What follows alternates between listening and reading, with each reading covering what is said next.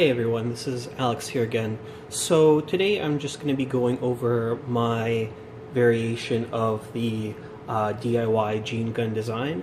So just to give credit where credit's due, I mean the gene gun isn't a new idea, but doing it by yourself and making your own gene gun, probably the earliest mentions go back to about 2004. However, I've essentially modeled my gene gun off of an article by Jay Hansen, Kyle Taylor, and Arnie Wernick. And essentially, they have a nice write-up of where they made their own gene gun. And this is my version.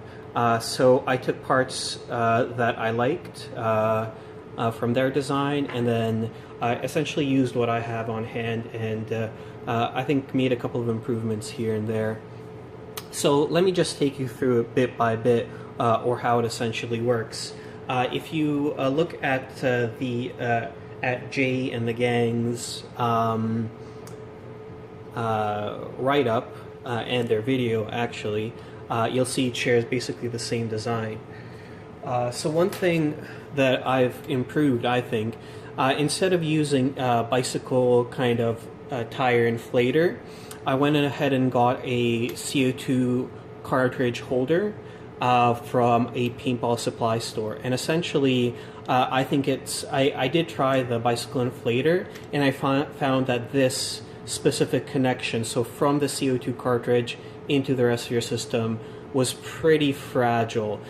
So the paintball cartridge adapter has a nice 1/8 inch NPT fitting, or I don't know, hole, which then you can connect to the rest of your system. So essentially, how you start to fire this gun, you have this initial sort of release valve, which releases the CO2 into the rest of your system, and you just plop the CO2 container in through here, like comme ça.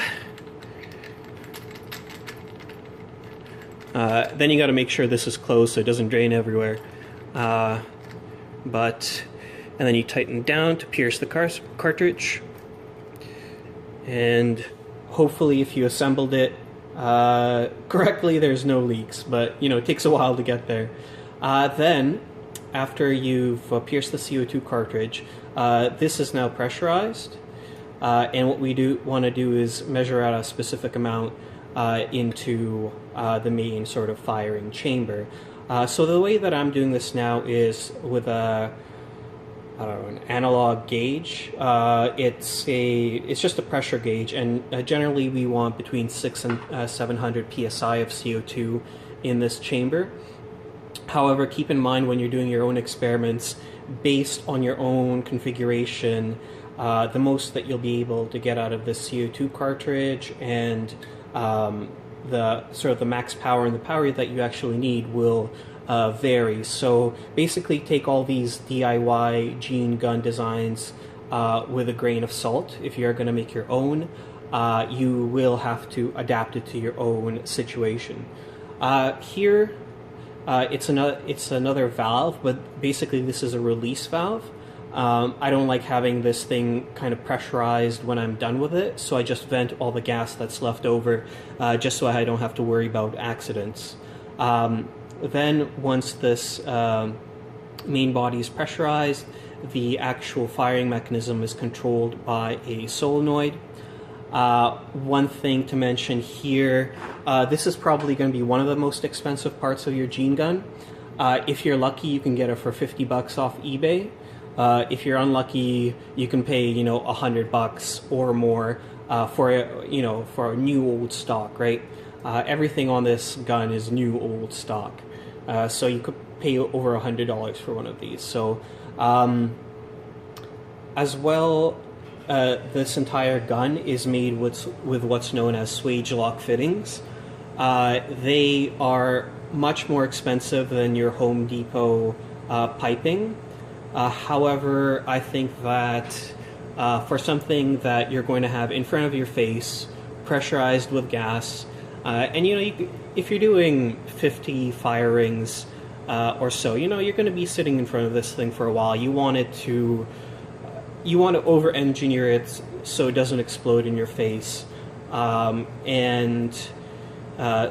basically you spend a little bit more on these parts and you can have a little bit of peace of mind.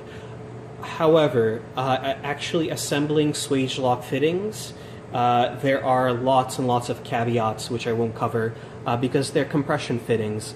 Compression fittings, they don't actually need Teflon tape, unlike regular fittings. For example, on the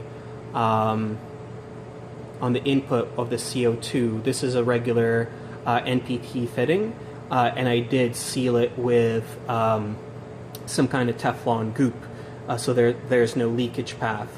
But everything else is Swagelok, except here as well.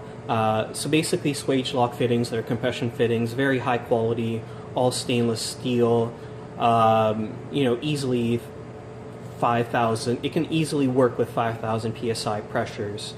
So this is definitely overkill for a gene gun, but again, if it's something I'm going to use for hours at a time, I want to be able to get comfortable around it. So yeah, that's the safety, I guess just the venting valve. Here's the solenoid, and that's controlled by a computer.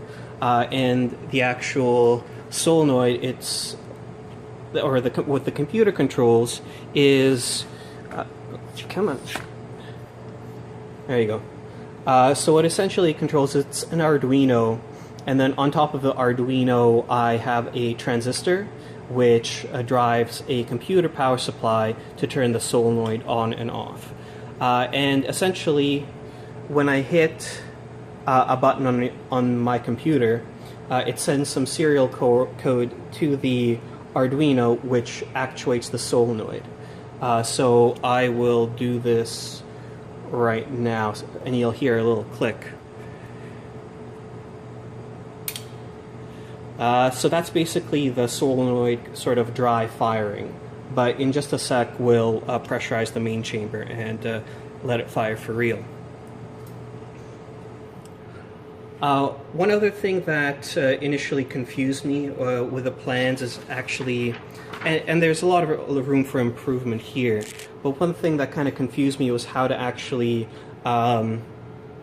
assemble the bullets and to have the best sort of kind of penetration into your tissue. So basically the way I do it, I have two stainless washers about yay big, and I have a small piece of parafilm, right? So I put, I sandwich the parafilm between the two stainless washers, and I kind of smush them together, and the parafilm's semi-sticky, so it holds together, and then I crimp the edges. So that's how to make a gene bullet. Now, other question I had to sort of figure out on my own is which side to put the tungsten beads on. So this gene gun fires tungsten beads that you coat onto the parafilm, and you're hoping that these tungsten beads, which are coated in plasmid, actually penetrate your sample. In my case, I'm shooting plants with virus encoding plasmids, so I'm hoping to infect the plant with a virus. But one of the controls I did was with GFP, and it looks like it works. But here's how I do it. So I figured you either have one of two options when you're actually gonna place, coat your beads. So you can either put it on the side which, let's say these are the beads.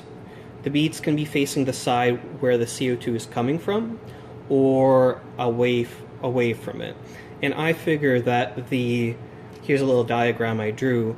I figure that it's better to have the beads facing the CO2, because when they rupture, the CO2 will sort of clean them off the walls of these flaps that happen when you shoot the gun, versus if you have it on the outside, the beads, then they kind of stick to the flaps. So I think you're going to get probably better efficiency this way. So, let's say you go through their procedure, which is based off of paper on how to actually coat your tungsten or gold particles with plasmid, and let's say you coat it onto the top. Then you're ready to load into your barrel. The barrel is also something that I think bears a little bears a little bit of talking about. So the barrel design that Jay had was essentially the CO2 hitting the parafilm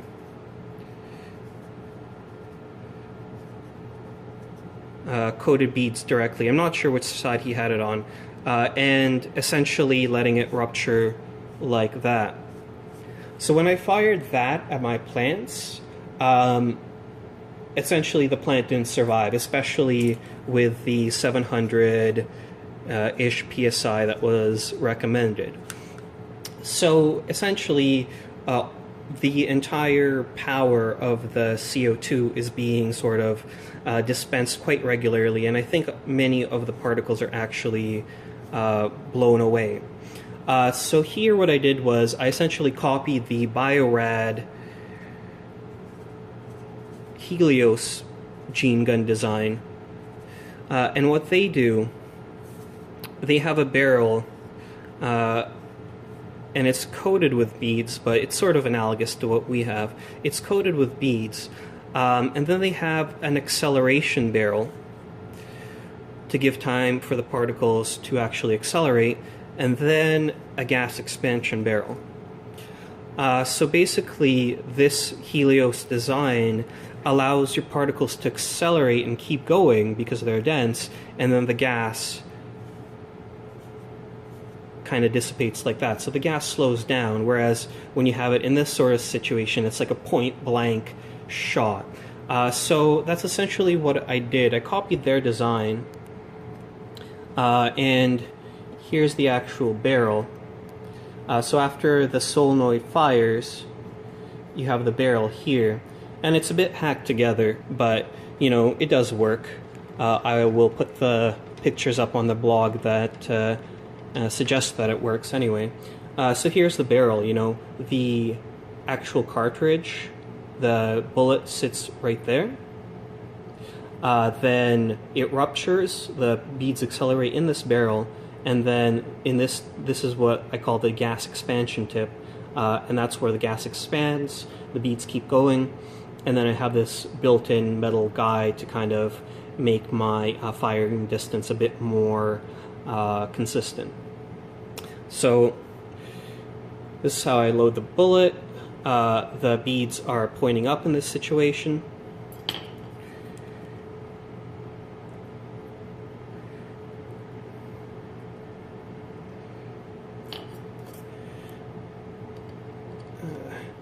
And sometimes you gotta hassle it a little bit to get it to fit.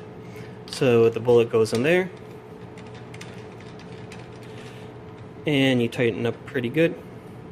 I'll put a full description of all the components on the blog, but basically these are just more Swagelok fittings that I've adapted.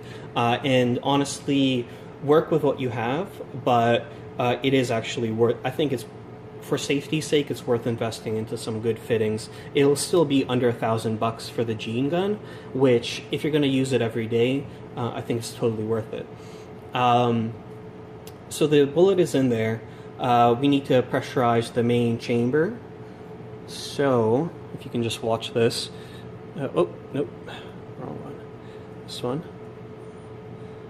Okay, so that's about 600 PSI. Make sure that's closed.